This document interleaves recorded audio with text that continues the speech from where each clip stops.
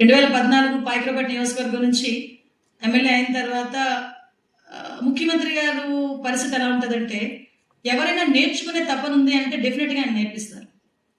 ఆయన ఎంతవరకు అంటే, నేను అసెంబ్లీలో ఒకసారి హుద్హుద్ గురించి నేను మాట్లాడిన తర్వాత సార్కి బాగా నచ్చి ఆ అమ్మాయిని ట్రైన్ చేయండి అన్నారు. ట్రైన్ చేయండి అంటే సాధారణంగా ఒక పొజిషన్లోకి వచ్చి ఎమ్మెల్యే అయిపోయిన తర్వాత వేరెవరు ట్రైన్ చేయడం ఏంటి అన్న ఫీలింగ్ చాలా మందికి వస్తుంది.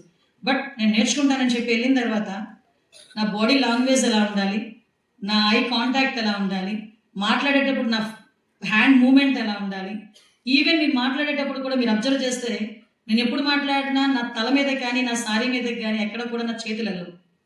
అంటే అవతల వాళ్ళ అటెన్షన్ ఎలాగంటే, నేను లిటరల్లీ చెప్పాలంటే క్లియర్గా నారా చంద్రబాబు నాయుడు గారు తయారు చేసుకున్న ఒక పొలిటికల్ లీడర్ని నేను అంతే.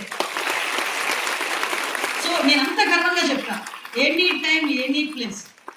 అంటే అలాంటి సిచ్యువేషన్లోని తర్వాత 2019లోని మనందరికీ కూడా పెద్ద చుక్కలు చూపించడానికి ఒక పెద్ద మనిషి వచ్చాడు. చుక్కలే కాదు అన్నీ చూపిద్దాం అనుకున్నారు, కానీ 2024కి ఆయనకి మంచి మనమే తిరిగి చూపించే పరిస్థితి వచ్చింది. ఆ టైంలోని నాకు మార్ఫింగ్ ఫొటోస్ పెట్టేవారు నావి. కిందన చాలా వల్గర్ లాంగ్వేజ్తో కామెంట్లు పెట్టేవారు. నేను ఎప్పుడైనా ఒక ప్రెస్ మీట్ పెడితే నేను పెట్టిన ప్రెస్ మీట్కి సమాధానం చెప్పక తిరిగి నా క్యారెక్టర్ అసోసియేషన్ చేసేవారు. నేను కట్టుకున్న చీర గురించి మాట్లాడేవారు, నేను కట్టుకున్న బొట్టు గురించి మాట్లాడేవారు. వన్ ఫైన్ డే మా అబ్బాయి పెద్దోడు కదా, వాడు ఇప్పుడు ఆర్కిటెక్చర్ ఫైనల్ ఇయర్ మా వాడు. అప్పటికి 5 years అంటే జస్ట్ ఇంజనీరింగ్లో స్టార్ట్ అవుతున్నప్పుడు ఆ ఏజ్ ఎలా ఉంటుందో తెలుసు. అమ్మని అలా అనేసరికి వాడు కొంచెం ఎక్కువగా రియాక్ట్ అయ్యి, అమ్మ అవసరమా అని అడిగాడు నన్ను ఒక రోజు వచ్చి.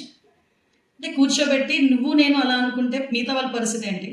దేవుడు మనకు ఒక ఆపర్చునిటీ ఇచ్చాడు ఫైట్ చేయడానికి. ఆ ఆపర్చునిటీ కాదు, ఒక బేస్ ఇచ్చాడు, ఒక ప్లాట్ఫామ్ ఇచ్చాడు.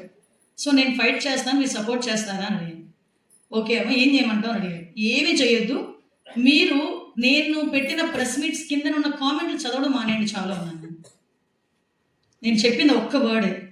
అప్పటి నుంచి ఇప్పటికీ మీరు నమ్మరు, చాలామంది ఏమనుకుంటారంటే సోషల్ మీడియా వాళ్ళు అలా చేయట్లేదు ఇలా చేయట్లేదు మీరు అనుకుంటారు. కొన్ని యాక్ట్స్ ప్రకారంగా కొన్ని సందర్భాల్లో కొంత మనకి కూడా ఒక హద్దులు ఉంటాయి.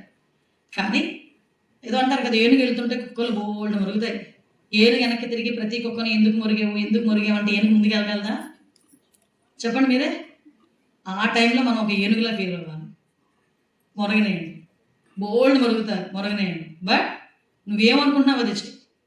ఈరోజు నేను చాలా గర్వంగా చెప్తున్నా, ఈ 1.5 yearలో ఉమెన్ మీద క్రైమ్ 4% తగ్గింది. ఇట్లా ఐఎమ్ వెరీ ప్రౌడ్ దిస్. ఒక చిన్న విషయం జరిగితే సీఎం గారు ఎంత రియాక్ట్ అవుతారో నాకు తెలుసు. ఒక అమ్మాయికి అన్యాయం జరిగింది అని వెంటనే సీఎం గారు ఎంత రియాక్ట్ అవుతారో, ఆయన ఏ యాక్షన్ తీసుకుంటారో తెలుసు. కాబట్టి ఇంకొంచెం ముందుగా నేను ముందుకెళ్ళాలి. ఇదే కాదు,